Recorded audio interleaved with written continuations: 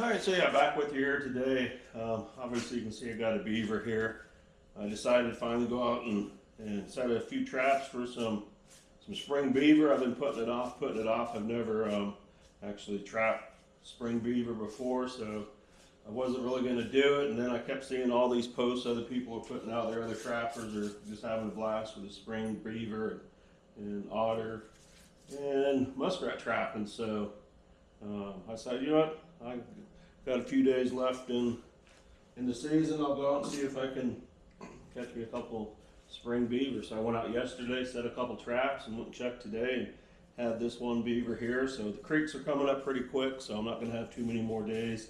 Actually, probably tomorrow when I go check, I'm going to have to go ahead and pull them because things are getting running pretty fast and high. So, but at least I went out and got me one more. So I'm going to actually do a case skin on this beaver. I've never case skinned a beaver before, so I thought, you know, I got this one, I'll give it a try and see how it turns out. So I'll do a little bit of videoing on it as I start, and then I'll once I get through, I'll do a little video on fleshing it, and then I'll stretch it. So hopefully it turns out good, and go from there. So I'm gonna get this tail cut off first, and I say I've never case skinned a beaver before, but I have a lot of other critters, so it shouldn't be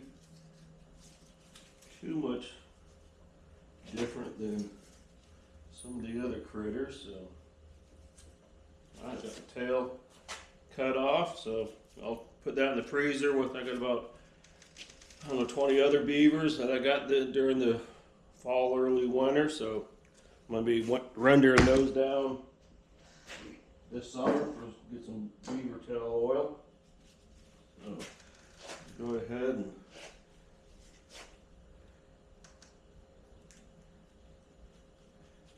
just right up. I don't know any of the new trappers out there, or even people that have been trapping for a while. You don't have anything going on in May. I think it's May 16th, 17th, I think 18th, up in Ronan, Montana. There's a big Montana fur harvesters putting on a big rendezvous up there. So it's going to be a lot of exciting things up there. A lot of trappers up there. A lot of things they'll be selling and stuff, and doing different events. So anybody wanting to check that out, see what it's like, it's going to be a great time. There's going to be a lot of good people up there. A lot of stuff to learn. I've been trapping since I've been 5 years old, and I still learn things. So yeah, so I got the tail off. I got the back leg split up to the tail. So I'm gonna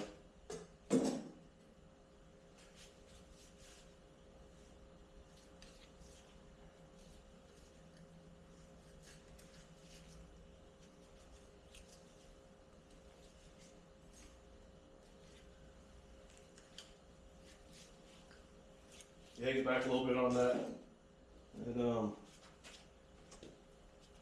rendezvous that Montana Fur Harvest was putting on. It's going to be a blast. Like I said, there's a lot of little seminars probably going to be going on. A lot of vendor booths.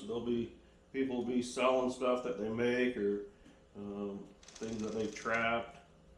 Just all kinds of different things with that. So, you know, if you got the time to go up there, you can definitely learn some stuff. Go to the Montana Fur Harvesters website. It'll explain everything.